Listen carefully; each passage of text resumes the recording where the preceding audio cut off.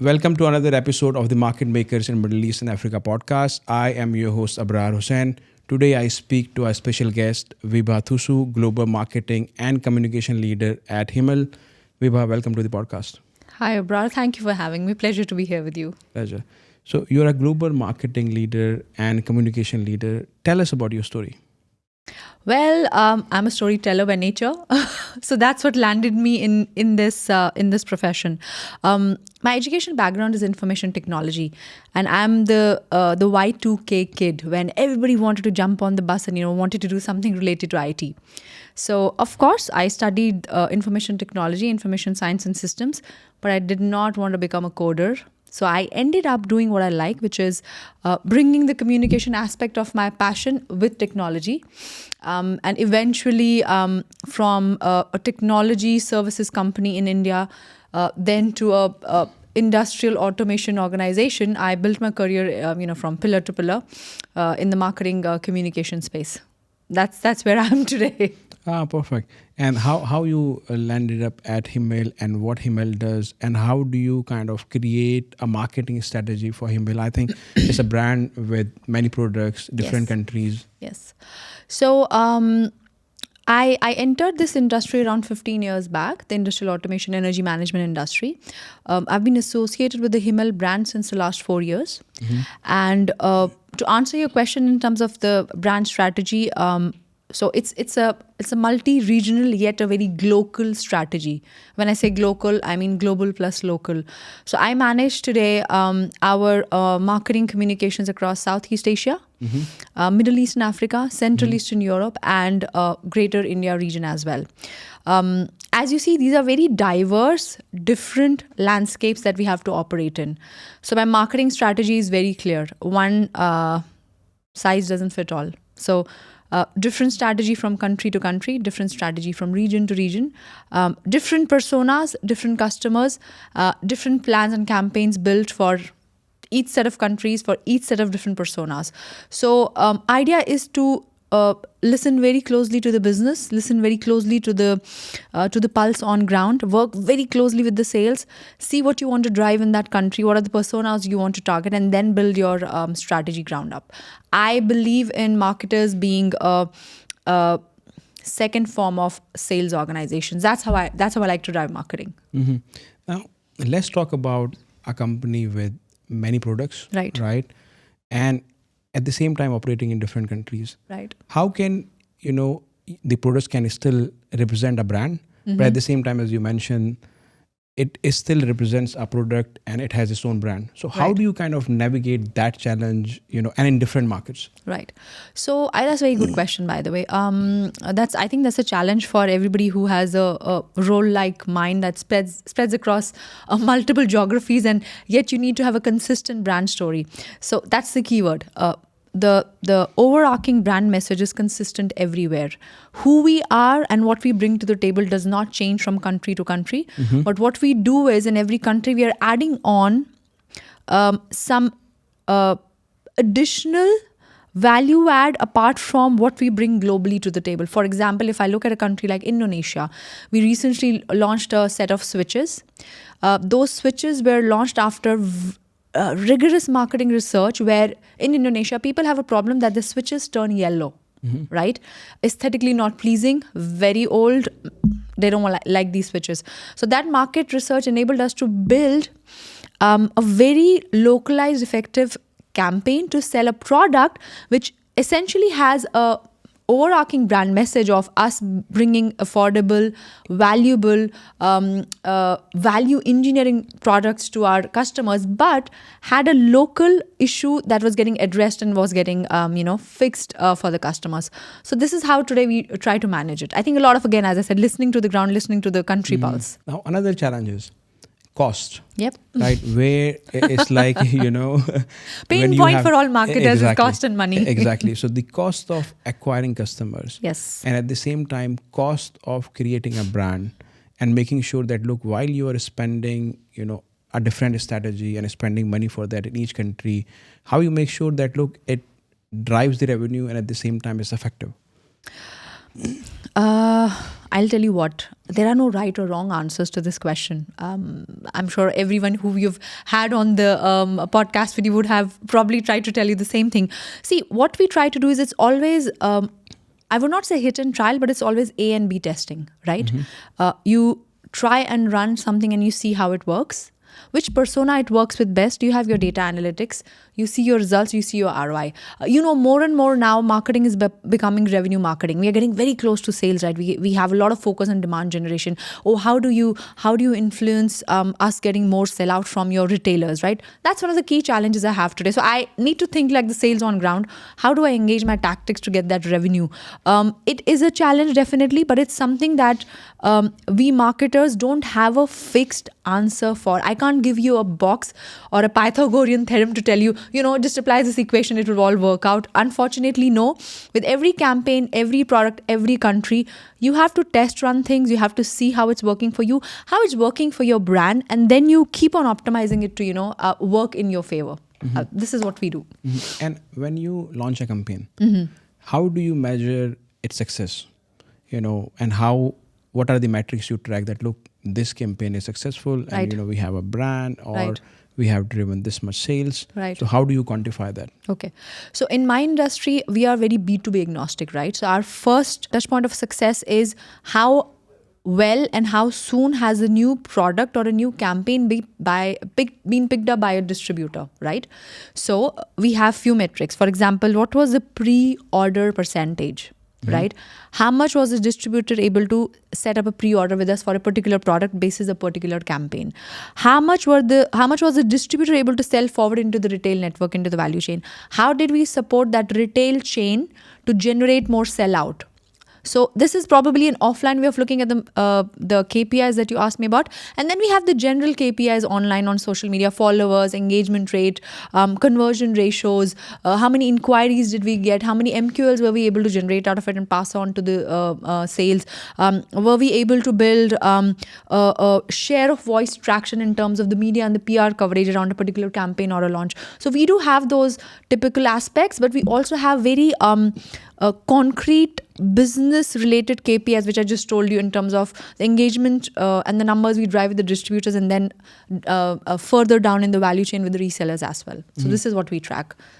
Vibha, there is another thing which is, I felt that when you run campaigns, right, sometimes it will drive sales in the short term. Right. There is another thing which is your brand reputation, Right. and which will have a long-term impact. Right. How do you manage this challenge? Because your leaders or the people who are seeing the revenue, the CFOs might say, oh, we have done a campaign. So how the marketers can manage this challenge? We have to fight. We have to fight with the CFOs, the CEOs, the CMOs, whoever we want to fight with. See, the fact remains, and this is this has been part of a very some very powerful marketing studies that have been done, and a lot of classes that have been part of. Coca-Cola is the best brand today, right? The most established brand. But have you seen them stopping investing in advertising? No. Yeah. Right. This is what I like to tell my team. This is what I like to tell my managers, my stakeholders. Guys, we are not even close to being a Coca-Cola, but look at Coca-Cola. Look at the percentage of marketing funds that they invest in, still retaining the brand equity. You can never stop investing in your brand. Never.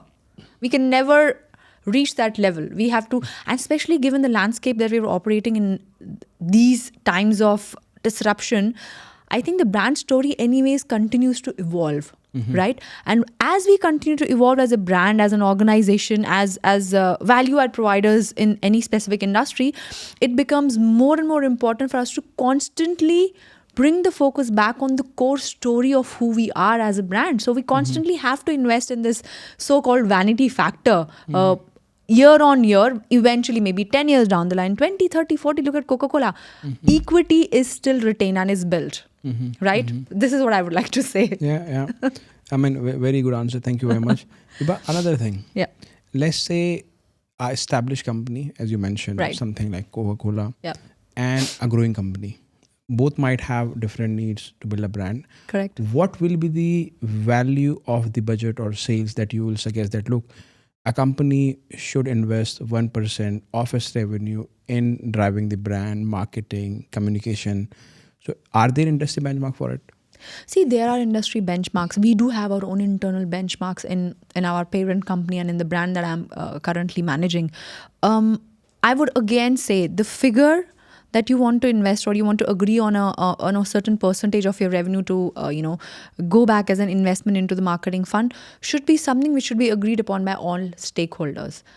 Your business leaders need to be aligned on what is it that you would like to invest, and you as a marketer need to know what are you driving in terms of the sales numbers, how are you going to contribute to that pipeline, right? If you are aware on that, you can build a case of agreeing that, okay, in this country or for this particular cluster, I need 1%. But here, this is a growing market. We need to do more. I see there's a potential. You're expecting more from me. Let's go for 2.5 or 3%. So this is, I'm telling you how I play today with my stakeholders when I have to, work on agreeing on a budget. Sometimes we have even gone up to 5%. I'll be honest with you. But that's because all of a sudden we've seen a boom in a particular country and we need to invest more. Tell us about a successful campaign that you ran and you felt that, look, this was amazing. In fact, I already mentioned it a bit. So, for example, the campaign we launched in Indonesia for this new series called Curvo. The beauty of the campaign was, and I'm a passionate marketer, I'm talking about my product, obviously, so I'm going to be all gaga about it. It was backed by amazing marketing research. So whatever we were bringing in terms of conversations, in terms of the content to our customers, to our ecosystem, it was addressing those persistent pain points that they had been facing since many years. So I think the majority of the load was already taken care of for the campaign to be successful, because I was not bringing in something new and saying, oh, I have got nice switches, buy it from me, my brand is the best. No, I was telling them, we know what you want, we know what issues you've had in the past, and we understand the market and we understand what you need, and here is what we are bringing to you. There you go. We generated instant pre-orders. We had sellout numbers, which I cannot mention here. Business revenue impact was amazing. Brand impact was amazing. The feedback we received on ground from our distributors and resellers was amazing. We had the biggest launch that we had for this product in Indonesia. And it was actually what I like to call a business success story that marketing generated. Perfect. What are the most effective communication channels nowadays to run a successful campaign? I'll tell you what, there's a lot of noise already getting generated on multiple communication channels. We as brand owners or brand leaders feel that if we are missing from a particular channel, we're missing on a certain set of audiences. This is true. All social media channels are effective. For my business, if you ask me, as I said, we are B2B agnostic. I would rather be somewhere where I am directly face-to-face in touch with my potential customer or my partners, which means, for example, being present at the right trade shows, being present in the right exhibitions, being present in the right seminars, being present in the right associations, engineers body, sustainability organizations, panel builders organizations. These things also, I think what you will hear in my conversation is that I still like to focus a lot on offline channels of communication, whereas online and digital, everybody is doing. I think there is nothing that I need to educate anyone on. You have LinkedIn, you have your Facebook, you have your Instagram, you have even TikTok now, where people are actually selling through Instagram and TikTok. So that goes on. That definitely goes on. But I would still like to be closer in terms of communication, face to face, as much as I can in the market with my ecosystem. And how does the digital transformation now with a lot of products affects your marketing strategies? It keeps us on the edge, right? You have a disruption happening today. There's a new trend. And by the time you try to understand it, there's already 3 new versions of that particular iteration already out. AI has hit us big time. It just, boom, came to us, right?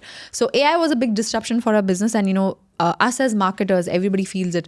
Content marketing was put under a big question mark. You remember the billboard here in Dubai created by AI, right? So I told my team, guys, this is it. You see, this is coming. This is machine versus humans war. But that's on a light note. I think in terms of digital disruption, as I said, marketing automation, right? Data analysis, data mining for us. Also looking at the seamless experience for our customers, partners, across all digital touch points that we own today, whether it's a website, whether it's a phone app, whether it's your e-commerce channel, right? Or whether even it's your resellers shop, your POS point of sale. They want the experience to be seamless, right? And the fact that now everything is omni-channel. This is how we have tried to adjust around the changing nature of the digital landscape, or key of the digital strategies that we are trying to build now. You mentioned a very interesting point on AI. Yeah. How do you think AI will affect the CMO role or CM office? Controversial question, but I'll try to answer it. I think honestly, when I started reading and noticing the conversations around the AI piece, I think since the last 6 months when it took up space everywhere, I think the only challenge I see for CMOs would be to find the right ways, ethical ways of integrating AI technologies into business, into marketing space, and then seeing how we can drive results. Because AI is here. Now there's no running, no escaping. Sooner or later, you have to jump on this bus. It's going to hit you from some side. It's going to come into your business. You have to find a way to integrate it. I think for CMOs, it would be interesting to see from a marketing perspective how to embrace it, how to leverage it to their benefit, and how to see how you can integrate and bring it in. For example, chatbots, right, on websites, on your e-commerce channels, then AI for content writing, and I would not say writing, maybe enhancing the content that you want to build, right? We have seen things happening here. So I think, it's all about embracing it and sooner or later trying to find out how you can leverage it. So content writing, I understood, and enhancing as well. Yes. Do you think AI will be able to do a lot of other things as well? For example, running a campaign on a social media channel, maximizing what kind of persona you wanted to reach or the target audience, and can give you results on that. See, the thing with AI is AI can do all of that, but the AI would need you to give it the right input to do this. If you can give the AI the right input, for example, ChatGPT, you give them the specifics, you tell them this is your channel, this is your product, this is the campaign you tried, this is the result you got, this is the demographics, what would you suggest? It all depends on the kind of input you give to AI, and the AI answers accordingly. Now everybody's running to get this certification where they are qualified as people who can actually talk to AI and get work done. Yeah. Open field now. Yeah. I mean, that's very interesting, and everybody is kind of talking about AI, and I think this will impact almost everyone. All the industry. Yes. And everyone. Sustainability. Now it's a big focus in, I think, every boardroom, Yes. every company. Yes. How do you integrate sustainability when you promote your product or in your marketing strategies? So as a brand today, the key aspect of us talking about sustainability or green energy is the starting point of who we are. We are a leading manufacturer of value engineered products.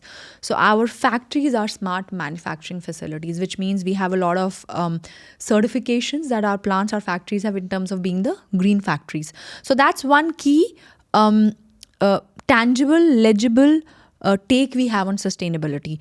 Beyond that, everything is what we do in the markets, how we approach our business. There is financial sustainability, then there's circular economy, a lot of other things which I think are not part of my scope, but part of the wider scope of the board of the business. But yes, for me, for Himmel, it's the smart manufacturing facility that we have. Now, we spoke about a lot of established brands, right? Yeah. Including yourself, Coca-Cola and all. Let's say a new startup comes, Yeah. right? And they have limited budgets, bootstrapped. How they can, build a marketing strategy and at the same time build a brand. What will be the most cost-effective, kind of strategy that you will put for them? Maybe a 2-3 minute answer which can be useful for the founders and the tech geeks. So I'll tell you what we did, because what you asked me, something that we have is I set out to do 4 years back with this brand, because this brand was introduced in those 4, 5, 6 years timeline from now when I joined. What I would suggest is that you have to look at activities that allow you to do both things at the same time. Build your brand and then create awareness about your products or services, right? Which means you have to do things where you are targeting the masses, right? Like I said, your exhibitions, your trade bodies, your seminars, engaging with your customer types, your personas, right? And then additionally, also definitely to have the right mix of digital and offline to build that traction in the entire market space to start getting that market share little by little. And I think one thing that backs everything for it to be successful is the right market research. As a new brand, as a startup, I need to know who I have to sell to, why I want to sell to them, and why would they buy me. The value proposition theory. The value proposition has to be clear. It has to be used across all conversation touch points when we are trying to target the personas who we want to sell, and then you build on the budget. See, again, some startups do have a lot of budgets, right? They get fundings. Some startups don't have it. Some are like really extremely entrepreneurial in their approach. But I think the bottom line remains, apart from budget, you have to, since you are starting off and you're in a very commercially lean setup in terms of money and resources, you have to find ways to have maximum impact with minimum tactics combined together. This is what I would say would be the strategy. On the online channels, which one do you say, one or two which are most effective? See, if you allow me to differentiate it per regions, if I look at the Southeast Asian countries, TikTok and Instagram both are doing very well. They have integrated their e-commerce, their e-sales into TikTok live shows and into Instagram live shows, right? And they sell through them. Whereas in Middle East and Africa today, I still feel definitely not TikTok. I think it's more for personal entertainment today. The consumption is at that level. But I think, yes, Instagram definitely is one channel. Facebook has really gone way, way, way down in the professional community ladder. Perfect. Yeah. What about some emerging trends in the marketing side that you see? Look, we spoke about AI, some of the new social media channels. Yes. What else is there which is kind of changing the industry or the marketing? It's not changing, it's evolving, and it's already here. I think the extent of personalization that the customers are expecting from us, I think it's insane. They want to have this, I don't know, there's this store in UAE where you actually go into the shop, you're shopping digitally, but you actually get your clothes delivered from a rack later on. There are no physical clothes. So this is what I'm trying to say. The expectations that the consumer has today from brands, from technology, from businesses, it's insane. And the thing is, we're able to somehow fulfill those requirements. And the disruption is, there's a disruption demand, and then there's a disruption delivery. So I think the ask of personalization from customers, this is a key thing, I think, trend apart from what I already said, AI being there. And what advice will you give to young professionals who wants to kind of make a mark in marketing? In my humble opinion, and it's not just for marketing, whatever you want to do, you have to be crazy mad about it, right? If you're not passionate, you will not enjoy it. So if you have to enjoy it, you have to be passionate about it. Marketing is all about understanding your audience, right? No matter what part of marketing are you in, whether it's e-commerce, whether it's field marketing, whether it's your demand generation, whether it's your customer profiling, no matter whatever it is under the spectrum of internal communications, corporate communications, you need to know your target audience. If you do not understand the business and you do not understand who you're talking to, no matter what you try to do, you will not get results, and you will not yourself feel integrated in driving successful say a marketing campaign or a successful marketing profile. You really need to know your customers. You really need to know your business. Vibha, you mentioned in the one of the other answer as well, which is knowing your customers or knowing the profiles of them, the personas. Yes. What importance data play in marketing role, and how you can fetch that data? For example, if you want to target some kind of a specific personas, how you will know that, look, these are the people who are buying from me, or these are my possible customers. So how do you kind of get that data? See, I like to say customer is king, data is queen, right? That's the that's the code I would like to share. I read it somewhere, but it shows the significance of how important customer is and how important data is. You have a lot of data mining tools now. You have a lot of social listening tools, and I'll tell you what. See, established brands have plethora of data from many years, right, where they have already profiled their customers. You can also buy off these reports from the market. But the best way to build this data is to look at the results that you get from your campaigns, because you know who's trying to reach you out for what service or what product, or whatever you want to sell to them, and then again, listening to what the sales tell you and being in the market. I always say that it's not only a salesperson's job to be in the market, it's also a marketing person's job to be in the market, to actually understand firsthand and see what's happening. What does a customer want in the retail shop? What does he come and actually ask for? Is this an electrician who's buying? Is this a small MEP guy who's going to buy my switch or socket, or my MCB or RCCB? Or was this just a uncle who's too keen on the DIY aspect of things, and he wants to go into a Ace hardware store and look for my switches? As I said again, you need to know the pulse. You need to be there to understand this, and then you have a lot of technology pieces to help you get this data, do the data mining, do the data collection, drill into your database of customers, personas, opportunities, and there's no end. It keeps on coming, keeps on getting updated. I can see a lot of passion. You love your job. Thank you. My last question. Yes. What do you like most about your job, and what are your future aspirations?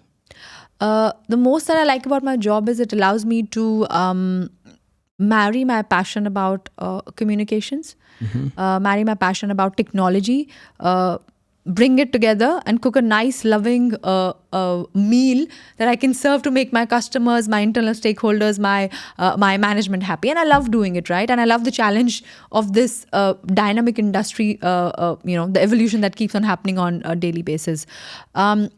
What I aspire to do now for the brand is to really, really accelerate the brand story, to take it way up and out there than where we are today, to do it in a very meaningful way.